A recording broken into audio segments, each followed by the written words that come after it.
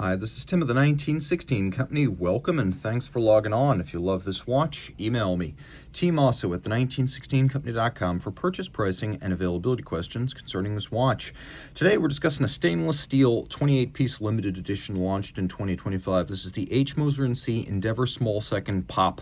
The Pop series of watches spread across several models and 18 variants involving several complications and several different unique stones was a playful take on Moser's colorful and often unsigned dials.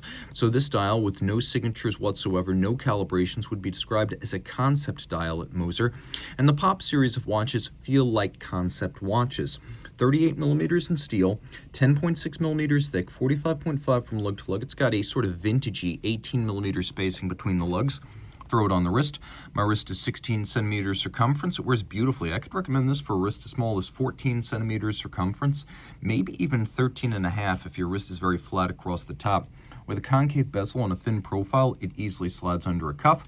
The strap is thick cut ostrich leather strap, gray. You can see where the quills once stood, and we also have thick cut with a sheer side, cut sheer and then lacquered for refinement. You can see a lovely lemon chrysoprase color on the bottom of the strap, calfskin on the bottom. And you can see that Moser has used curved spring bars, allowing them to drill the lugs close to the case, move the pivot centers in with no impediment to the motion of the strap and good small wrist fit. We have a polished and satin brushed Moser branded buckle. The case vertically brushed on its side, and then we have these beautifully mirrored lug hollows. Moser cases are machined and hand finished. That's how these concave sculpted flanks can be achieved. Moser branding on the crown, 30 meters water resistant. We have a lapis lazuli dial, the mineral with metallic elements inset, and then inset within that, the lemon chrysoprase small second. We have a faceted set of leaf hands for better contrast against the dial. They're faceted. And we do have a stop seconds function.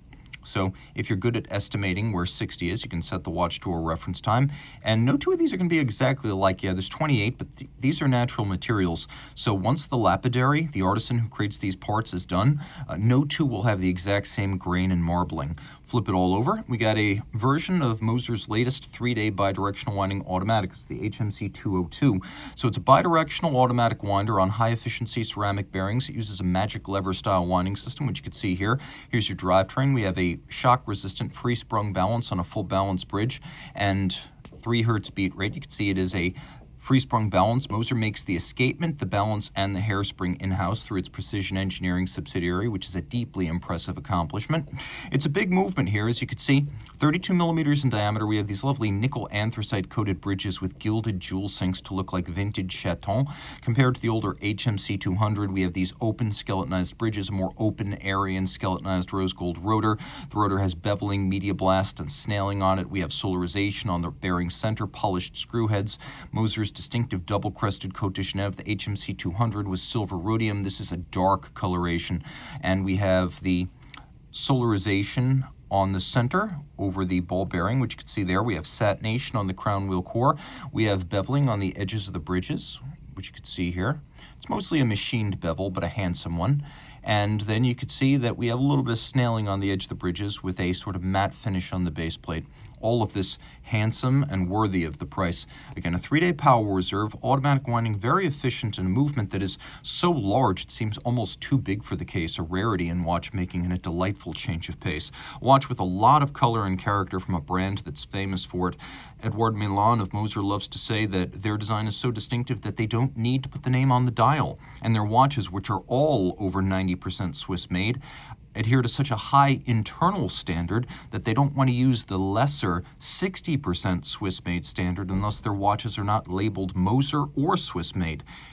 In the view of the people who run the brand, and I agree, they don't need either. Reach out to Team Mosso at the1916company.com for purchase and pricing details.